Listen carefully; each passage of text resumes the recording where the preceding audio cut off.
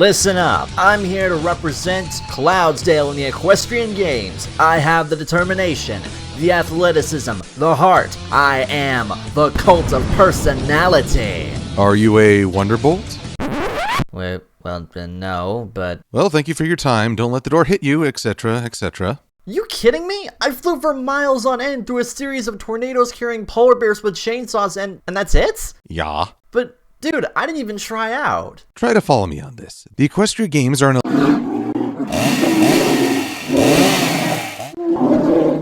an elite sports event, and the Wonderbolts are an elite flight team. Kinda follows that Cloudsdale would send their best. If you want to compete, try Ponyville. I hear they'll take any pony. Oh, you had to make that face. Look, if you want, we can comment on the episode together. Wait, are you even on the committee?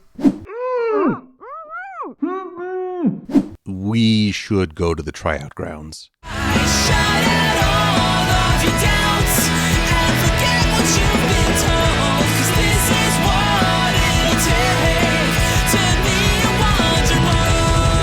The road to the Equestrian Games continues with today's episode, Rainbow Falls. No, Rainbow!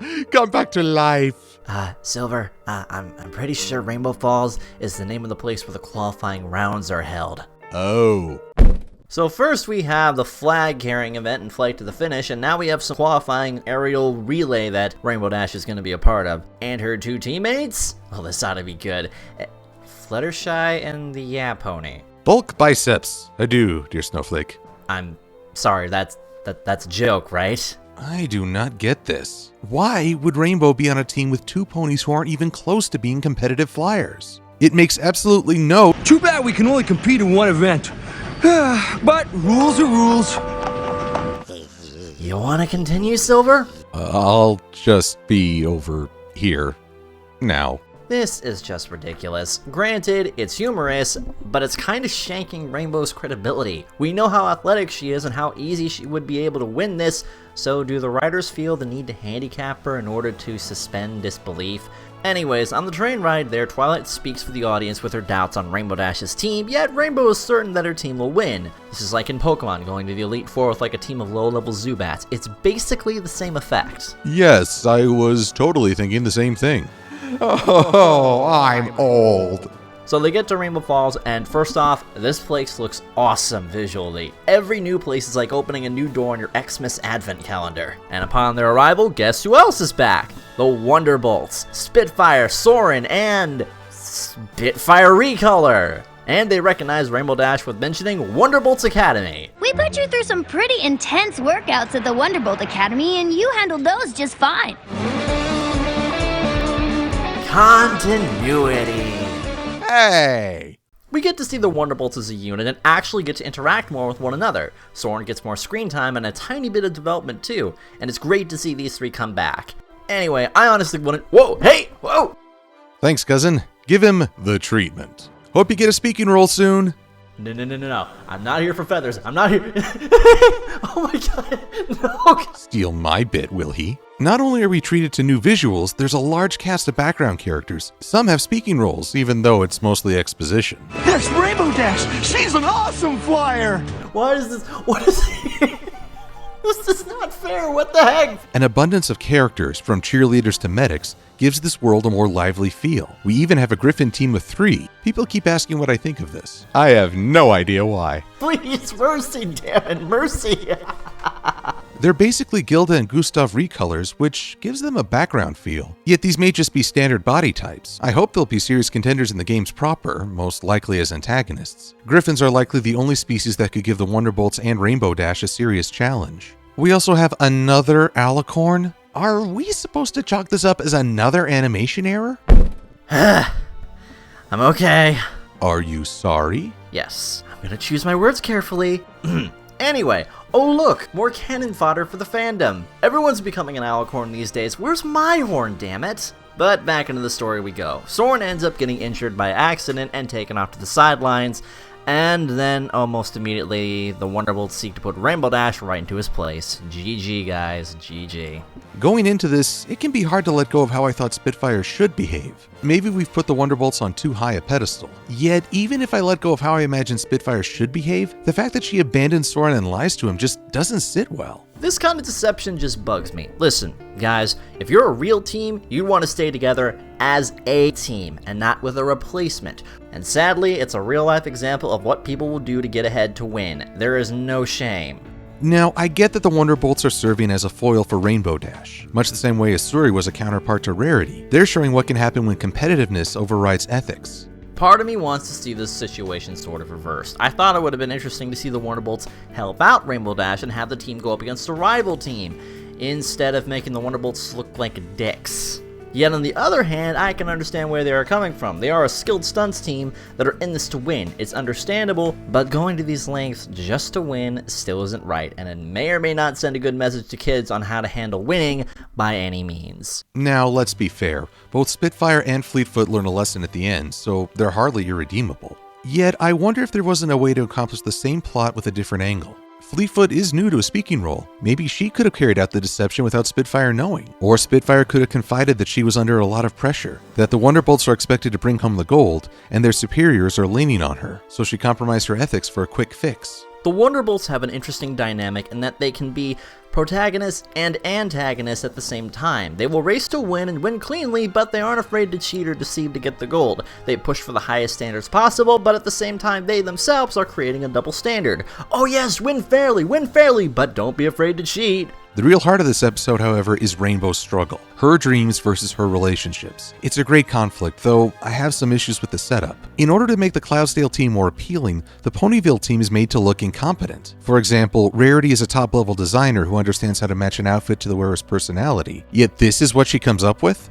Again, it's handicapping the potential in order to make others look good. We all know that Rainbow could have easily brought together a powerful team for Ponyville or Cloudsdale, yet she chooses the underdogs. I'm split on that and I still don't quite understand. Rarity, Applejack, and Pinkie Pie become side gag characters that, if taken out, would probably have little impact to the story. The only reason Fluttershy and Twilight fit is because Fluttershy is a part of the race and Twilight is the voice of reason / plot device. Now, I know some fans take issue with the idea that Rainbow Dash, the element of loyalty, would even consider bailing on her team. This is why I don't like defining characters by their element. If Rainbow follows an absolute without any temptation, then she becomes a caricature. I like seeing her doubt, and I understand why because the Cloudsdale team looks much more professional and competitive. Understanding this struggle, I find it far more satisfying when Rainbow chooses to side with her friends and favors those she values over a personal need to win.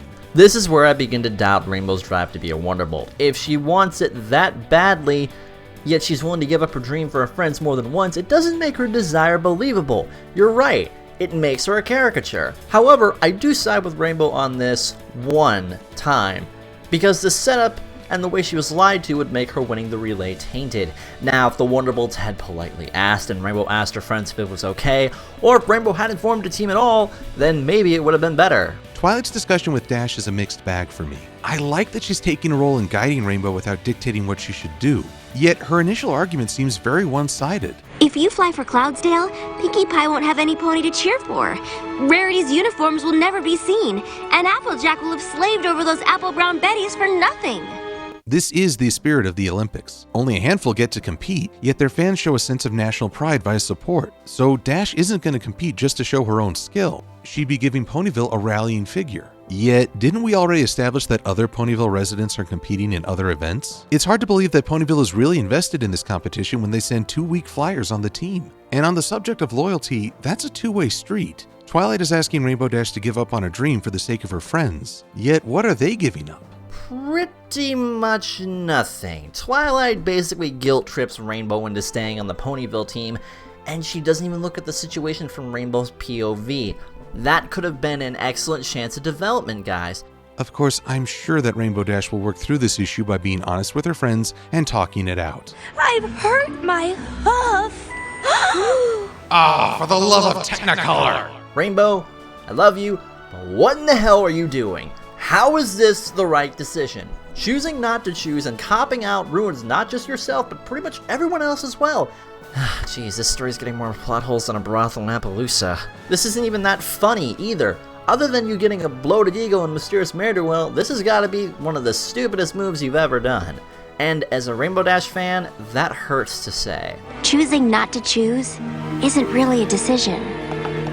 Of course, Rainbow's moment of weakness precedes a revelation, the moment she finds the Rainbow Connection. Rarity started the trend, and Rainbow is confirmed we'll likely see it for every member of the main six. If you've kept your ear to the ground with the fandom, you know what's coming. We know the destination, it's just a question of how each character will get there. And yet I feel like this episode needs something to push it beyond this strange balance between good and bad. We've had a great moral conflict and some fun visuals, yet some of the character roles are off-putting while others do well. The main six are mostly tag-alongs, and except for Twilight, few of them contribute anything solid. There must be a way to help give this episode a little extra oomph. Something to make it stand out despite a fairly straightforward story. We'll be alright. We even have a replacement. That'll work. Yes, an episode that's made fine use of background characters, this seals the deal. Using Zwoohieber as a replacement. Wait, who? I don't know if using her semi-official name will upset people, and I don't want to deal with that brouhaha again. So I'm just going to keep referring to her as Zwoohieber. Well, can I call her? No, you cannot. Anyway, Zwoohieber is a great choice for this role. Without having to say a word, she drives home that the Ponyville team is sunk without Rainbow, thereby adding to the dilemma. Some call it fan pandering, yet I think it's an effective use of her character. As do I. It's great to see her back and getting to do something without saying anything, as odd as that sounds. This wasn't fan pandering, this is helping to move the story forward, and I have a feeling we'll see more of her later. This episode carried forward a lot of overarching plots. We're hinted at a new power building between the main six, and the Equestria games become an increasing focal point. However, there are so many little moments where the characters seem out of place or behaving poorly that the episode doesn't flow smoothly. It's well done as an overarching plot, yet awkward as a standalone. This isn't the last time we're going to see the Wonderbolts, and they've slowly advanced the story forward towards the games, and with Rainbow Dash's development and fantasy to be a Wonderbolt. This episode as a whole, while it does present some plot holes and issues, I still found it enjoyable in the end. The pacing was good, the conflict wasn't predictable, yet it kinda was at the same time, but not in a bad way, and I for one am excited to see how they incorporate these new rainbow powers and the equestrian games together. You know what, now that I think about it, maybe they could have put in a Wonderbolt song? I mean, it's not out of the realm of possibility.